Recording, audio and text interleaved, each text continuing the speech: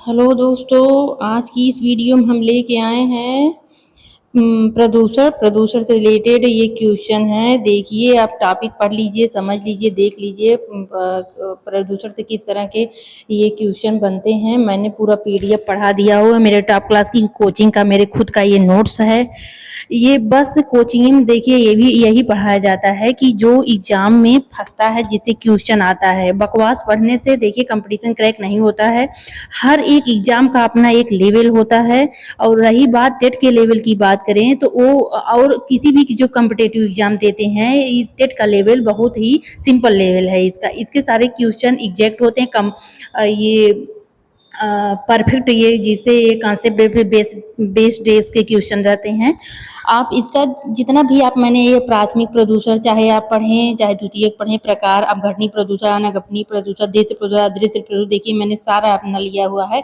और वायु प्रदूषण से किस तरह का क्वेश्चन पूछता है, भूमिगत जल से, मृदा प्रदूषण से, ये मैंने सिर्फ वही आपको डाला जो मैंने खुद पढ़ के ये क्रैक किया हुआ है। फर्स्ट अटेम्प्ट मैंने भी टेट क्लियर किया हुआ है, आप भी कर सकते हैं। सिर्फ ये है कि आपको एक अच्छे गाइडेंस और एक यूट्यूब, अगर वीडियो यूट्यूब से पढ़ाई कर रहे हो तो एक अच्छे वीडियो की ज़रूरत है। कैसी वीडियो, आपको ज़्यादा पढ़ने की ज़रूरत नहीं, वो पढ़िए जो सिर्फ एग्जाम में, टेट के एग्जाम में आता है। तो ये ऐसा आपको मेरी ही वीडियो में मिल पाएगा। पढ़ाने के तो बहुत से यूट्यूब हैं, मैंने भी जब पढ़ाई कर रही थी, टेट की तैयारी कर रही थी, यूट्यूब चैनल से पढ़ा हुआ था।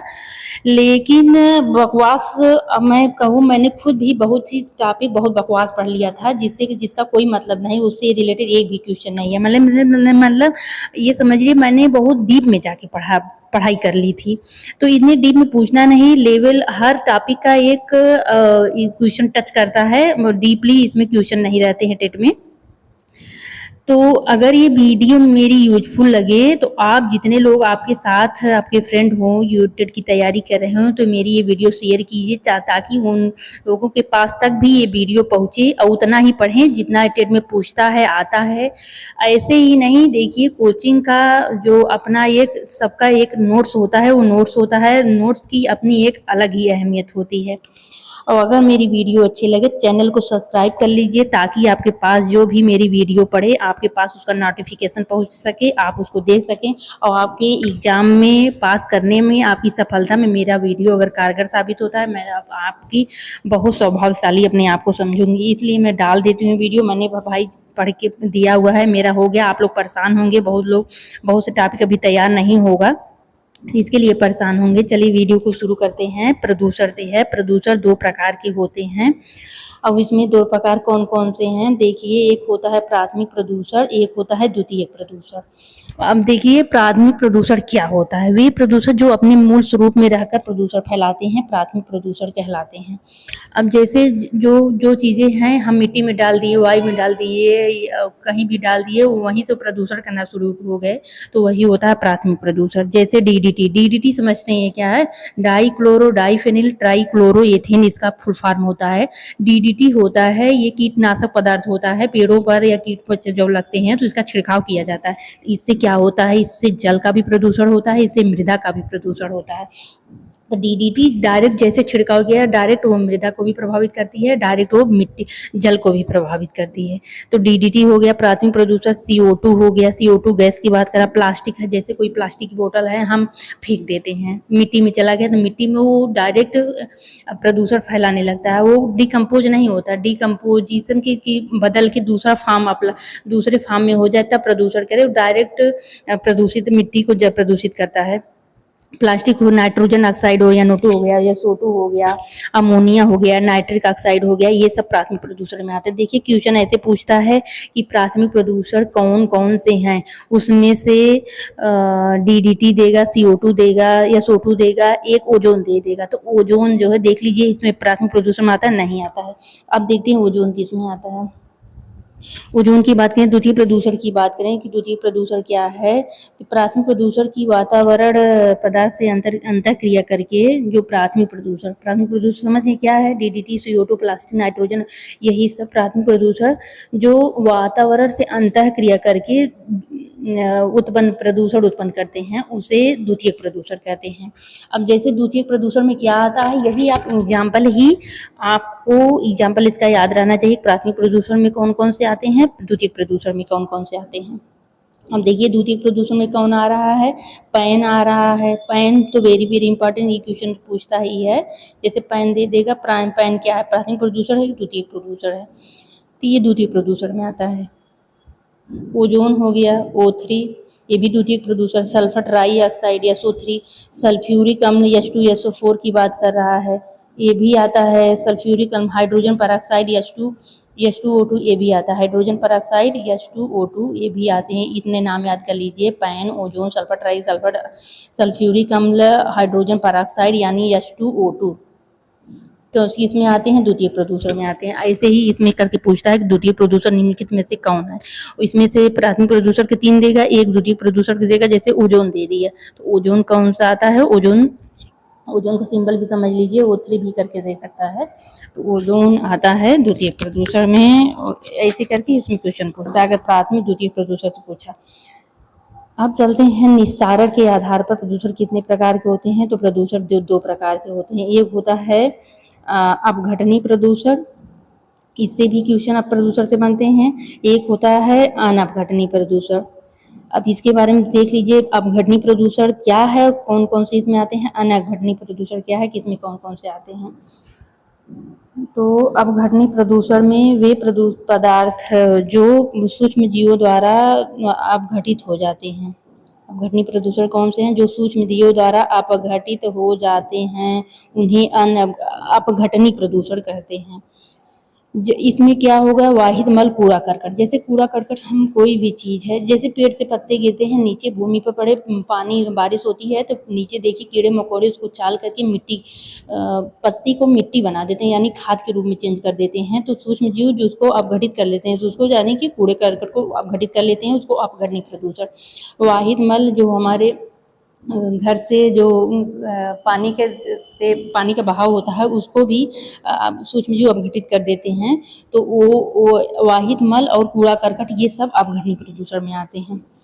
अब देखते हैं अनअपघटनी प्रदूषण में कौन आता है। ऐसे पता है जो सूक्ष्म जीवों द्वारा अपघटित नहीं होते हैं, इसको याद करिएगा, जो सूक्ष्म जीवों द्वारा अपघटित नहीं होते हैं उन्हें अनअपघटनी प्रदूषण कहते हैं, उन्हें अनअपघटनी प्रदूषण कहते हैं। अब इसमें देखिए कौन कौन से इसमें आते हैं, ये आप देखिए इसमें कौन कौन से आते हैं। जैसे सीसा, पारा, arsenic, cadmium, nickel, DDT, 2,4-D कई बार एग्जाम में पूछा है कि जो 2,4-D है ये किस प्रदूषण में आता है। अपघटनी के अनअपघटनी तैयार याद कर लीजिए, ये अनअपघटनी प्रदूषण में आते हैं, यानी इसमें सूक्ष्म जीव अपघटित नहीं कर। जैसे सीसा है, शीशे को कोई सूक्ष्म जीव काट सकता है, अपघटित नहीं कर सकता। पारा है, आर्सेनिक है, कैडमियम, निकेल, वैसे DDT को भी सूक्ष्म जीव, ये डायरेक्ट प्रदूषण है, इसमें ये इसको सूक्ष्म जीव अपघटित नहीं कर सकते, इसलिए DDT से बहुत ज़्यादा प्रदूषण होता है। जल का भी प्रदूषण, मृदा का भी प्रदूषण होता है।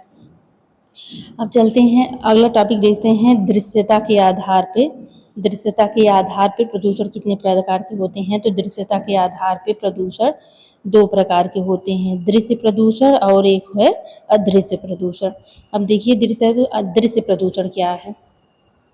दृश्य प्रदूषण हरे पेड़ पौधों को काट देना, जैसे मोबाइल आदि के टावर, जैसे हरे पेड़ पौधे को काट दिए और वहाँ मोबाइल टावर लगा दिए, तो ये हमें दिखाई दे रहा है कि प्रदूषण कर रहे हैं, पेड़ पौधों को काट रहे हैं और मोबाइल का टावर लगा, तो वहाँ ये प्रदूषण दिखाई दे रहा है, तो ये दृश्य प्रदूषण। अदृश्य प्रदूषण क्या है, जैसे अदृश्य जो दिखाई नहीं, जैसे ध्वनि प्रदूषण, विकिरण प्रदूषण, वायु प्रदूषण, ये सब प्रदूषण दिखाई, वायु में कितने % गैस बढ़ी है घटी है क्या नहीं दिखाई देता, वो अदृश्य प्रदूषण। जैसे ध्वनि प्रदूषण, ध्वनि हमें 45 डेसिबल WHO ने माना है, लेकिन उससे ज़्यादा की ध्वनि हमें प्रभावित करती है, नुकसानदायक होती है, लेकिन वो ध्वनि हम नुकसान तो हमें करती है, लेकिन वो दिखाई नहीं देती, क्या हम उसको देख पाते हैं। ये सब जो दिखाई न दे वो अदृश्य प्रदूषण होता है।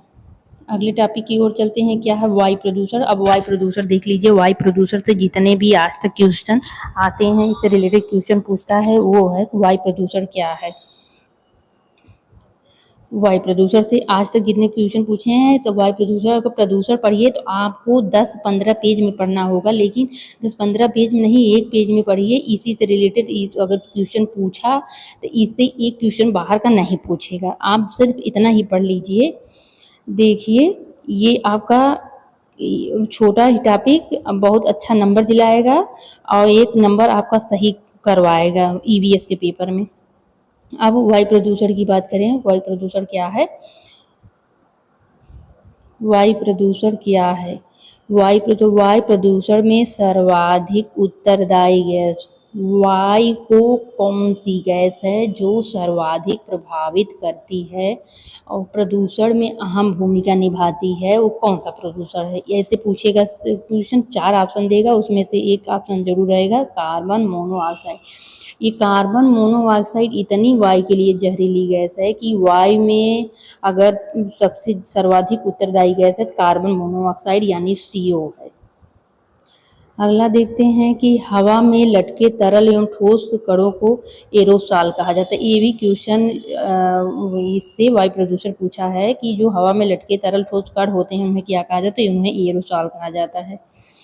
फ्लाई ऐश पूछा है। फ्लाई ऐश वह कोयला पत्थर आधारित ताप विद्युत घरों से उत्पन्न होता है। फ्लाई ऐश पूछता है, फ्लाई ऐश बनता है तो उसमें देगा कोयला पत्थर से, उसमें देगा कि गैस उत्सर्जन से, उसमें देगा कि ईंट भट्ठे से, ऐसे करके 4 ऑप्शन रहेंगे। तो फ्लाई ऐश आपको किस पे उत्पन्न होता है? तो फ्लाई ऐश कोयला पत्थर आधारित होता है। ये भी क्वेश्चन वायु प्रदूषण से यूपी टेट में या कोई भी एग्जाम देंगे फ्लाई ऐश से, वायु प्रदूषण से इससे रिलेटेड क्वेश्चन अवश्य रहते हैं। अगला क्वेश्चन है कि CO पूछता है कार्बन मोनोऑक्साइड, ये दम घोटू गैस है। इससे रिलेटेड भी क्वेश्चन रहते हैं कि कार्बन मोनोऑक्साइड को दम घोटू गैस किसे कहते हैं? तो कार्बन मोनोऑक्साइड को कहते हैं कार्बन मोनोऑक्साइड यानी कि CO। CO का सर्वाधिक उत्पादन परिवहन में होता है। CO का सर्वाधिक उत्पादन परिवहन में होता है। अब ये पूछे, जैसे इसमें दिया हुआ है कि वायु प्रदूषण में सर्वाधिक उत्तरदायी गैस CO है, तो CO सबसे ज़्यादा कहाँ से प्राप्त होता है? तो CO सबसे ज़्यादा प्राप्त होता है परिवहन से। जितने भी मोटर वाहन और गाड़ियाँ चल रही हैं उनके धुएँ से सबसे ज़्यादा अगर निकलता है तो कार्बन मोनोऑक्साइड निकलता है। कार्बन मोनोऑक्साइड बहुत ही जहरीली गैस है। अगला देखते हैं स्मोग। स्मोग क्या है? स्मोग नाइट्रोजन ऑक्साइड सूर्य के प्रकाश से क्रिया करके बनाता है। ये स्मोग भी पूछता है। स्मोग प्राप्त होता है, तो स्मोग प्राप्त होता है नाइट्रोजन ऑक्साइड जब सूर्य के प्रकाश से क्रिया करता है तो स्मोग प्राप्त होता है।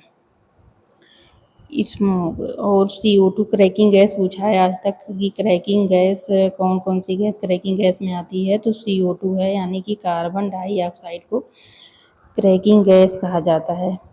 फैक्ट्री में चिमनियों के बैग फिल्टर लगा होता है। फैक्ट्री में जो चिमनियाँ होती हैं उसमें एक बैग फिल्टर लगा होता है जो फैक्ट्री की चिमनियों को उसके धुएं को फिल्टर करता है। इससे भी रिलेटेड क्वेश्चन पूछा है कि बैग फिल्टर किस में लगा होता है? फैक्ट्री की चिमनियों में लगा होता है। करें जल प्रदूषण की, तो जल का मुख्य कार्य जो होता है सीवेज व्यवस्था है। जल प्रदूषण से ऐसे ही क्वेश्चन बनते हैं। इसमें है कि जल का मुख्य कार्य सीवेज व्यवस्था है। और भूमिगत जल में प्रमुख प्रदूषक तत्व आर्सेनिक है, फ्लोराइड है कि कितनी मात्रा स्वास्थ्य के लिए खतरनाक है, ये एक बार पूछा था।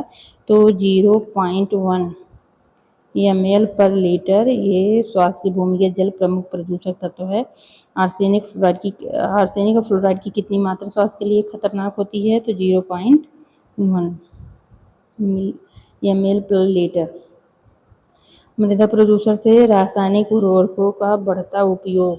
मृदा प्रदूषण क्वेश्चन है, मृदा प्रदूषण क्या? रासायनिक उर्वरकों। मृदा प्रदूषण किस किस कारणों से होती है? मृदा प्रदूषण का कारण से क्वेश्चन बना है आज तक, कारण से कि किस कारण से होती है मृदा प्रदूषण, तो कारण जान लीजिए।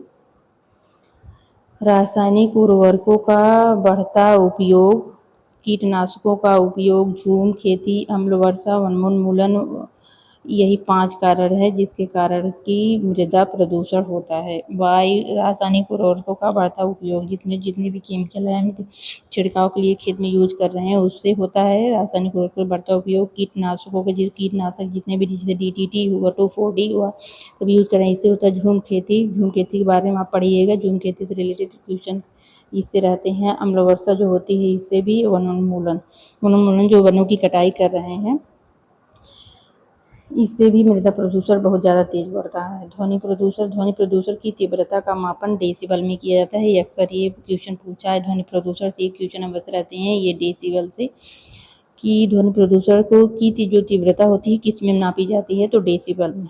WHO द्वारा, देखिए ये भी क्वेश्चन पूछा गया है, WHO द्वारा ध्वनि प्रदूषण की उच्चता का स्तर दिन में 45 डेसिबल और रात में 35 डेसिबल होता है। ये क्वेश्चन WHO ने ध्वनि की उच्चता कितनी मानी है, तो 45 डेसिबल और रात में 35 डेसिबल मानी है।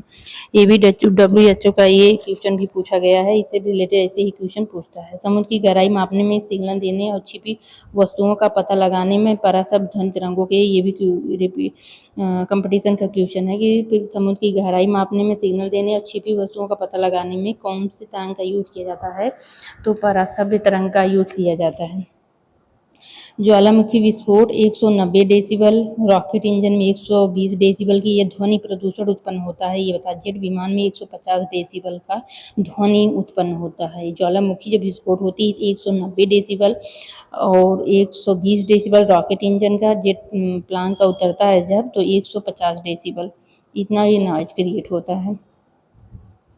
अब बात करें ध्वनि प्रदूषण से 4-5 पॉइंट और हैं जो आज तक पूछता है यही पूछता है कि ध्वनि प्रदूषण के कारण न्यूरोटिक मेंटल